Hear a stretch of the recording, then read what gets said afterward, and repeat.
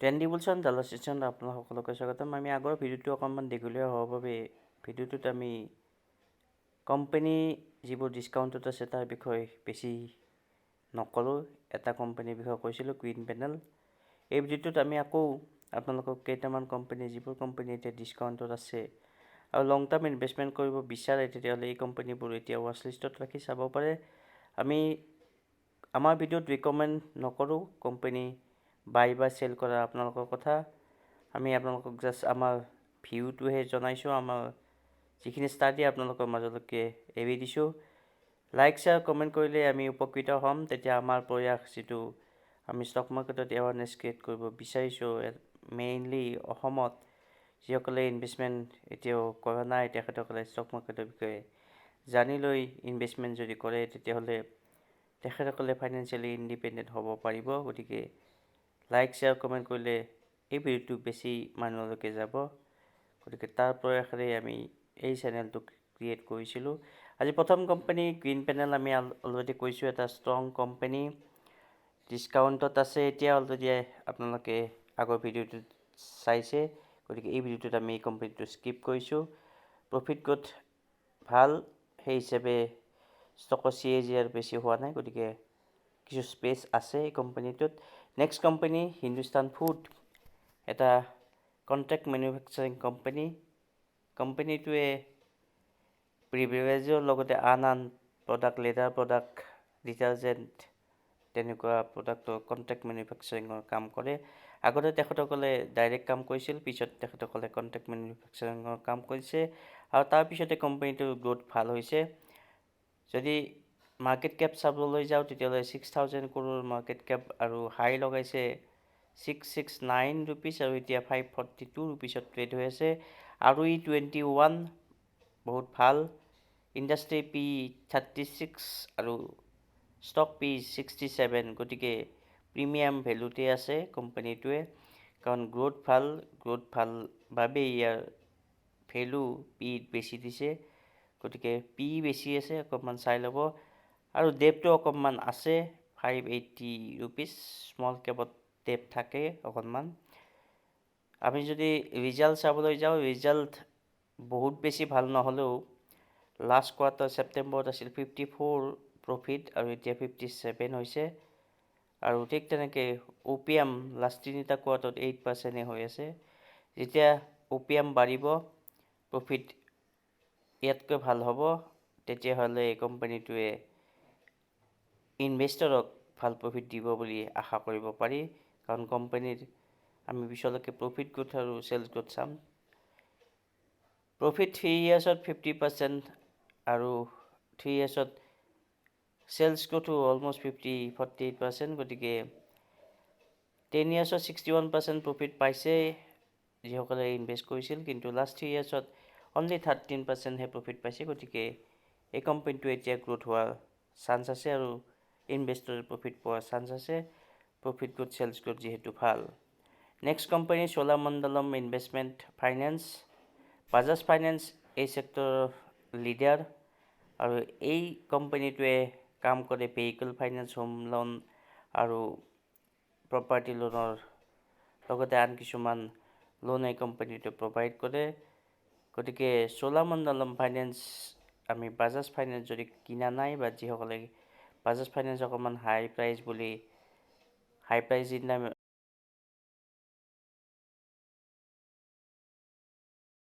কোম্পানীত বেছি টকা লগাব নোৱাৰে, তেতিয়াহ'লে এই কোম্পানীটোৰ ষ্টকৰ প্ৰাইচ কম, 1122 rupeesত ট্ৰেড হৈ আছে আৰু হাই লগাইছিল কোম্পানীটোৱে 1310 আৰু ষ্টকৰ P 30 আৰু ইণ্ডাষ্ট্ৰি P 21। গতিকে বহুত বেছি ওপৰত নাই ষ্টক P আৰু ইণ্ডাষ্ট্ৰি P। ডেপ্ট এই কোম্পানীত থাকিবই, কাৰণ এই কোম্পানীৰ বিজনেছেই ডেপ্ট ধাৰ দিয়া মানুহক। গতিকে এইটো ইগন'ৰ কৰিব লাগে। যিবোৰ ফাইনেন্স ছেক্টৰৰ কোম্পানী আছে, সেইবোৰত লোনেই দিয়া তেখেতসকলৰ বিজনেছ। গতিকে OPM 72% বহুত ভাল। আমি কোম্পানীটোৰ লগত আন এই ছেক্টৰৰ কোম্পানীক যদি কম্পেয়াৰ কৰোঁ, বাজাজ ফাইনেন্স আপোনালোকে দেখিছে লিডাৰ, আৰু ইয়াৰ বাজাজ ফাইনেন্সৰ P এতিয়া 29.84 আৰু চোলামণ্ডলমৰ P29.36, গতিকে পি হিচাপত দুটা কোম্পানী এতিয়া ছেম ভেলুতে ট্ৰেড হৈ আছে। আৰু যদি চাবলৈ যাওঁ বাজাজ ফাইনেন্সত 23.48 আৰু চোলামণ্ডলমৰ 20.41, গতিকে আৰু পি অলমষ্ট ছেম। গতিকে যিসকলে বাজাজ ফাইনেন্সত যিহেতু 6,000ৰ ওচৰে পাজৰে ট্ৰেড হৈ আছে, গতিকে 6,000 কেপিটেল হয়তো তেখেতসকলে এবাৰতে দিবলৈকে টান পাব, গতিকে চোলামণ্ডলম তেখেতসকলে চাব পাৰে। কোৱাৰ্টাৰ ৰিজাল্ট চোলামণ্ডলমৰ কিন্তু ভালেই হৈছিল, তথাপিতো কোম্পানীটোৱে এতিয়া লাষ্ট 7 ডেইজৰ পৰা ডিছকাউণ্টলৈকে গৈ আছে। ফাইনেন্সিয়েলি যদি প্ৰফিট চাবলৈ যাওঁ, লাষ্ট কোৱাৰ্টাৰত 1155 কৰোৰ জেনেৰেট কৰিছে আৰু তাৰ আগত আছিলে 1028 কৰোৰ, গতিকে তাৰ হিচাপত ভাল। নেট প্ৰফিটো 773 আছিলে ছেপ্টেম্বৰ কোৱাৰ্টাৰত, এতিয়া হৈছে 872, গতিকে কোৱাৰ্টাৰ ৰিজাল্ট ভাল চোলামণ্ডলম ফাইনেন্সৰ। চেলছ গ্ৰ'থ প্ৰফিট গ্ৰ'থ যদি চাবলৈ যাওঁ, লাষ্ট ইয়াৰ্ছত চেলছ গ্ৰ'থ 14 আৰু লাষ্ট ইয়াৰ্ছত প্ৰফিট গ্ৰ'থ 36, অলমষ্ট 34% CAGR তেখেতসকলে পাইছে, যিসকলে এই কোম্পানীটোত ইনভেষ্ট কৰিছে। CAGR 37-36, গতিকে ভাল CAGR, এটা কনচিষ্টেণ্ট CAGR এই কোম্পানীটোত পাই আছে। Return on equity almost same 19% last 3 years, 10 years আৰু 5 yearsত, গতিকে এটা কনচিষ্টেণ্ট কোম্পানী বুলি ক'ব পাৰোঁ। যদি আপোনালোকে কনচিষ্টেণ্ট কোম্পানী বহুত বেছি প্ৰফিট এক্সপেক্ট নকৰি ৰিস্কত যদি ল'ব নিবিচাৰে, তেতিয়াহ'লে চোলামণ্ডলম ফাইনেন্স চাব পাৰে। নেক্সট আন এটা কোম্পানী, হাইগ্ৰ'থ কোম্পানী এমটাৰ টেকন'লজি, যিটো কোম্পানীয়ে ডিফেন্স ছেক্টৰৰ ওপৰত কাম কৰে। স্পেচ, এৰোস্পেচ, ডিফেন্স, আদাৰ ইঞ্জিনিয়াৰিং ইণ্ডাষ্ট্ৰীৰ লগত এই কোম্পানীটোৱে কাম কৰি আহি আছে। নিউক্লিয়াৰ ছেগমেণ্টত 40% ৰেভিনিউ জেনেৰেট কৰে, স্পেচ আৰু ডিফেন্সৰ পৰা 17%, লগতে ক্লিন এনাৰ্জি, যিটো এতিয়া গভমেণ্টে বহুত বেছিয়ে হাইড্ৰজেন পাৱাৰৰ ওপৰত কাম কৰা দেখা গৈ আছে। গতিকে ক্লিন এনাৰ্জি, যদি আপোনালোকে ক্লিন এনাৰ্জি ইনভেষ্ট কৰিব বিচাৰিছে, তেতিয়া এমটাৰ টেকন'লজি এটা ডিছকাউণ্ট প্ৰাইজত থকা এতিয়া কোম্পানী। আন প্ৰডাক্টৰ পৰা 6% ৰেভিনিউ পায়, গতিকে এমটাৰ টেকন'লজিৰ বুক যদি আপোনালোকে চাই, অৰ্ডাৰ বুকো ভাল। আৰু এটা হাইগ্ৰ'থ কোম্পানী, 6,000 মাৰ্কেট কেপৰ এটা small company, current price 1978 rupees আৰু হাই লগাইছিল 2920। ৰিটাৰ্ণ অন ইকুইটি 18% আৰু ইণ্ডাষ্ট্ৰী পি 70 আৰু ষ্টক পি 59, ইণ্ডাষ্ট্ৰী পিতকৈ কমত ট্ৰেড হৈ আছে। ডেপ্ট অকণমান আছে 249, আমি যিবোৰ কোম্পানী ডিছকাছ কৰিছোঁ সকলোবোৰ প্ৰায় স্মল ছেক্টৰৰ কোম্পানী, গতিকে ডেপ্ট কিছু পৰিমাণে থাকে। এই ছেক্টৰৰ আন কোম্পানীৰ লগত যদি আমি ৰিলেট কৰিব বিচাৰোঁ, তেতিয়াহ'লে এমটাৰ টেকন'লজিৰ পি 59 আৰু হিন্দুস্তান এৰোনটিক্স এটা এই ছেক্টৰৰ লিডাৰ ষ্টক। ভাৰত ডাইনেমিক্স আন এটা কোম্পানী, ভাৰত ডাইনেমিক্সৰ পি কিন্তু 70, হিন্দুস্তান এৰোনটিক্সৰ পি অকণমান কম 32, আৰু হিন্দুস্তান এৰোনটিক্সৰ ROE 27 আৰু এমটাৰ টেকন'লজিৰ ROE 17.91, গতিকে ডিছকাউণ্টত আছে এমটাৰ টেকন'লজি। পাৱেজ ডিফেন্স এই ছেক্টৰৰ আন এটা কোম্পানী, তাৰ কিন্তু return on equity com, P হিচাপত P91, গতিকে এমটাৰ টেকন'লজি ছেক্টৰৰ এটা ভাল কোম্পানী, চাব পাৰে। অপিয়াম 22%, লাষ্ট কোৱাৰ্টাৰতো একে আছিল, এইটো কোৱাৰ্টাৰত একে আছে, গতিকে ৰিজাল্ট এইবাৰ বহুত বেছি ভাল নোহোৱাৰ কাৰণে কোম্পানীটো এতিয়া ডিছকাউণ্টত ট্ৰেড হৈ আছে। চেলছ আৰু প্ৰফিট গ্ৰ'থ যদি চাবলৈ যাওঁ, চেলছ গ্ৰ'থ 3 yearsত 39 আৰু প্ৰফিট গ্ৰ'থ 3 yearsত 48, আৰু লাষ্ট 3 years এই কোম্পানীটো ষ্টক মাৰ্কেটত হোৱা নাই, গতিকে আপোনালোকে CAGR ইয়াত দেখা নাপাব, কিন্তু CAGR এতিয়ালৈকে লাষ্ট 1 yearত 15%হে পাইছে, গতিকে প্ৰফিট হিচাপত CAGR পোৱা নাই, গতিকে এক্সপেক্ট কৰিব পাৰে। জ্যোতি ৰেজিন এটা হাইগ্ৰ'থ কোম্পানী, ইউৰো 7000 এটা এই কোম্পানীৰ ফেমাছ প্ৰডাক্ট। এডহেচিভ পিডিলাইট এই ছেক্টৰৰ লিডাৰ ষ্টক, আপোনালোকে জানে, আৰু এইটো এটা small company, 2 crore ৰুপিছৰ market Cape. হাই লগাইছিল 1780 আৰু এতিয়া প্ৰাইচ আছে 1356 ৰুপিছত। ROE 55.1%, বহুত বেছি ROE, stock P 25, industry P 34, গতিকে ডিছকাউণ্টত আছে। ডেপ্ট নাই, এটা ডেপ্ট ফ্ৰী কোম্পানী। জ্যোতি ৰেজিন আপোনালোকে চাব পাৰে। পিডিলাইট আমি কৈছোঁৱে, পিডিলাইটৰ P78, কিন্তু জ্যোতি ৰেজিনৰ P অনলি 25, আৰু পিডিলাইটৰ 18, জ্যোতি ৰেজিনৰ 55। এটা বহুত বেছি গ্ৰ'থ থকা কোম্পানী। এই কোৱাৰ্টাৰত ৰিজাল্ট বহুত ভাল হোৱা নাই। লাষ্ট ছেপ্টেম্বৰত OPM আছিল 34 আৰু এতিয়া 33 হৈছে। গতিকে ৰিজাল্ট যেতিয়া ভাল হ'ব কোম্পানীটোৰ প্ৰাইচ ওপৰলৈকে যাব বুলি এক্সপেক্ট কৰিব পাৰি। চেলছ গ্ৰ'থ, প্ৰফিট গ্ৰ'থ আপোনালোকে চালে বহুত বেছি ভাল পাব। 3 yearsত 53 চেলছ গ্ৰ'থ, প্ৰফিট গ্ৰ'থ 81। যিহেতু চেলছ গ্ৰ'থ, প্ৰফিট গ্ৰ'থ ভাল অলৰেডি, কিন্তু 3 yearsত ইনভেষ্টৰো ভাল প্ৰফিটে পাইছে, কিন্তু লাষ্ট 1 yearত প্ৰফিট বেছি পাব পৰা নাই। লাষ্ট 1 yearত 10%হে পাইছে। গতিকে আপোনালোকে এই কোম্পানীটো চাব পাৰে। ৰিটাৰ্ণ অন ইকুইটি 40ৰ ওপৰত মাৰ্ভেলাছ ৰিটাৰ্ণ অন ইকুইটি আপোনালোকে চাব পাৰে। গতিকে এই স্মল ছেক্টৰ কোম্পানীটো জ্যোতি ৰেজিন আপোনাৰ পৰ্টফলিঅ'ত যদি ৱাচ লিষ্টত ৰাখে তেতিয়াহ'লে হয়তো উপকৃত হ'ব পাৰে। এইও স্মল ফাইনেন্স আন এটা high growth company, small finance ছেক্টৰৰ কোম্পানী, এটা বেংকিং কোম্পানী লিডাৰ আপোনালোকে জানেই HDFC কিন্তু এতিয়া বহুত বেছি প্ৰফিট ইনভেষ্টৰক দিব পৰা নাই। আজি 3 বছৰৰ পৰা এটা ৰেঞ্জতে আছে। মাৰ্কেট কেপ 40,000 crore আৰু ষ্টক P25, ইণ্ডাষ্ট্ৰি P12 আৰু ROE 15.4। বেংকিং ছেক্টৰ ROE বহুত বেছি ভাল, আপোনালোকে কোনো কোম্পানীতে দেখা নাপাব। 15-16 এনাফ। গতিকে এইও স্মল ফাইনেন্স আপোনালোকে চাব পাৰে। ৰিজাল্ট ভাল হোৱা নাই কাৰণে এতিয়া ডিছকাউণ্টত আহিছে। ছেপ্টেম্বৰ কোৱাৰ্টাৰ 108 আছিলে, এতিয়া 48, অলমষ্ট 50% ডিছকাউণ্টত আহি গৈছে ফাইনেন্সিয়েল প্ৰফিট। গতিকে এই কোম্পানীটো যেতিয়া প্ৰফিট ভাল হ'ব তেতিয়া আপোনালোকে এই কোম্পানীটো বাই কৰিব পাৰে। লাষ্ট 3 yearsত অনলি 2% ইনভেষ্টৰে CAGR পাইছে, কিন্তু 3 yearsত প্ৰফিট 28%। গতিকে প্ৰফিট হিচাপত প্ৰাইচ বঢ়া নাই। গতিকে এটা স্পেচ আছে। কেম্পাছ এক্টিভৱেৰ এই ছেক্টৰৰ যিবোৰ কোম্পানী আছে, ৰিলেক্সো ফুটৱেৰ ছেক্টৰ, এই গোটেইবোৰ কোম্পানী এতিয়া লাষ্ট 2 বছৰৰ পৰা ডিছকাউণ্টতে আছে। যিহেতু এই ছেক্টৰৰ ইণ্ডাষ্ট্ৰি P বহুত বেছি, গতিকে মানুহে হয়তো এই ছেক্টৰটো এভইড কৰি আছে।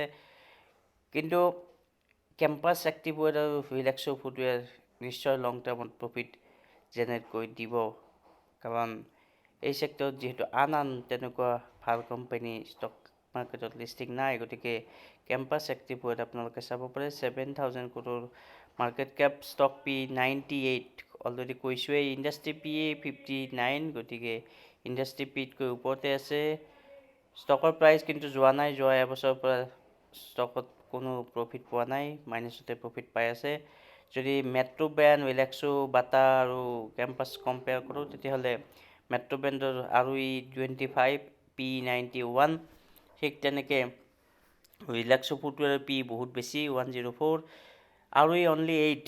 কিন্তু কেম্পাছ এক্টিভৱেৰৰ ROE 23 আৰু P98। গতিকে অকণমান কষ্টলি ছেক্টৰটোৱে হয়, গতিকে আপোনালোকে চাব পাৰে। ৰিজাল্ট ভাল হোৱা নাই, যদিও লাষ্ট কোৱাৰ্টাৰতকৈ ভাল হৈছে। লাষ্ট কোৱাৰ্টাৰত 24% প্ৰফিট হৈছিল আৰু এইটো কোৱাৰ্টাৰ 56 হৈছে। গতিকে হয়তো ইয়াৰ অহা দিনত আপোনালোকে প্ৰাইচ মুভমেণ্ট ওপৰলৈকে যোৱা দেখা পাব পাৰে। প্ৰফিট গ্ৰ'থ, চেলছ গ্ৰ'থ 33 আৰু 25 ৰেছপেক্টিভলি, আৰু -39% 1 yearত ইনভেষ্টৰে পাইছে। গতিকে যিসকলে ইনভেষ্ট কৰিছে ষ্টক মাৰ্কেটত লিষ্টিং হোৱাৰ পৰাই এতিয়ালৈকে যদি কোনোবাই হোল্ড কৰিছে, 39% লছ খাইছে। থমাছ কুক, আপোনালোকে কুক দেখিছে যদিও এইটো এটা কুকিং কোম্পানী নহয়। তেখেতসকলে ট্ৰেভেলছ আৰু টুৰিজিমৰ ওপৰত কাম কৰে। ট্ৰেভেল কোম্পানী, এটা এক্সপৰ্ট ইম্পৰ্ট কৰা ফৰেন এক্সচেঞ্জ এই কোম্পানীৰ মেইন কাম। গতিকে বিজনেছত এই কোম্পানীটোৱে ভাল প্ৰফিট দেখাব বুলি আমি এক্সপেক্ট কৰিব পাৰোঁ।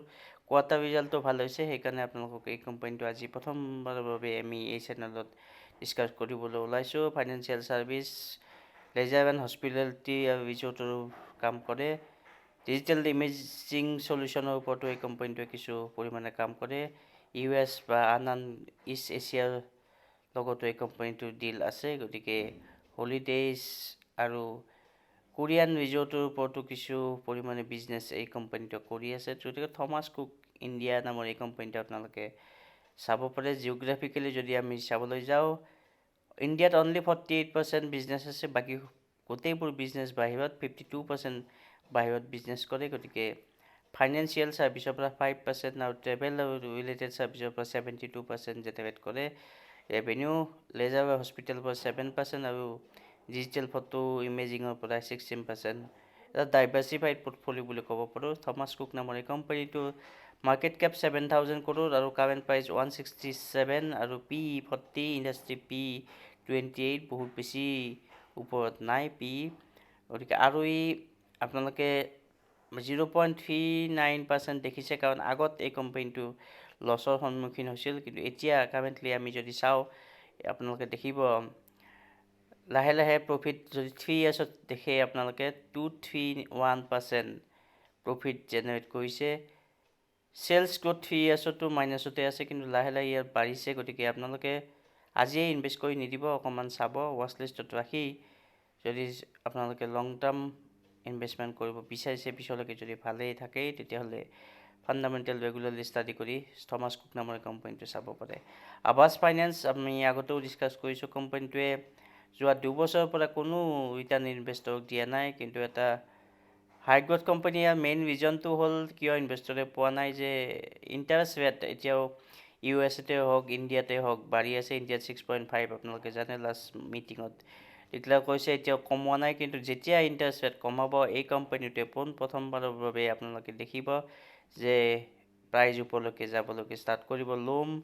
Loan, home loan, corporate loan, construction loan, এই সকলোবোৰ লোনেই এই কোম্পানীটোৱে প্ৰভাইড কৰে। স্মল টিকেট চাইজ লোনো দিয়ে। গতিকে প্ৰায় ফাইনেন্সৰ সকলো দিশতে এই কোম্পানীটো কাম কৰে। তথাপিতো কিন্তু ইনভেষ্টৰে প্ৰফিট নোপোৱা এটাই কাৰণ বুলি মই ভাবোঁ, কাৰণ ইণ্টাৰেষ্ট ৰেট বহুত বাঢ়িছে। গতিকে ইণ্টাৰেষ্ট ৰেট যেতিয়া বাঢ়ে, মানুহে হোম লোন বহুত বেছি নলয়। তেখেতসকলে ইণ্টাৰেষ্ট ৰেট কমালৈকে ৱেইট কৰে। গতিকে যেতিয়া ইণ্টাৰেষ্ট ৰেট কমিব, হোম লোন ল'ব আৰু তেতিয়াই কোম্পানীটো প্ৰফিট হ'ব।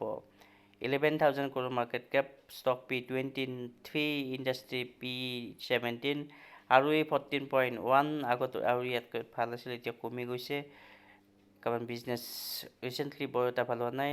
কোৱাৰ্টাৰ ৰিজাল্টতো তাৰ এফেক্ট আমি দেখিছোঁ, ৰিজাল্ট ভাল দেখাব পৰা নাই।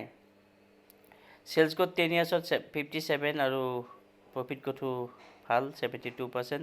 কিন্তু লাষ্ট 1 yearত আপোনালোকে যদি চাই 30% নিগেটিভ ৰিটাৰ্ণ আপোনালোকক দিছে, যিসকলে ইনভেষ্টেড হৈ আছে।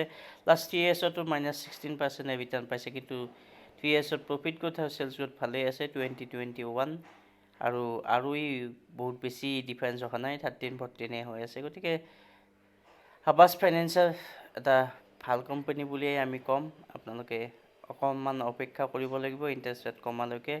গতিকে এই ভিডিঅ'ত আমি যিকেইটা কোম্পানী ডিছকাছ কৰিছোঁ, এতিয়া প্ৰায়বোৰ কোম্পানী ডিছকাউণ্টত আছে। গতিকে আপোনালোকে মোৰ ফালৰ পৰা ৰিকমেণ্ড হিচাপে নলয়। এটা ডাইলগ আছে, চুনো সব কি কৰোঁ আপুনি। গতিকে নিজৰ ফাইনেন্সিয়েল এডভাইজাৰক সুধি লৈহে কৰিব। মই কোৱা বুলি আপোনালোকে ইনভেষ্ট নকৰিব, ৰিকমেণ্ড আমি নকৰোঁ আৰু ৰিকমেণ্ডেশ্যন বুলি নাভাবিব।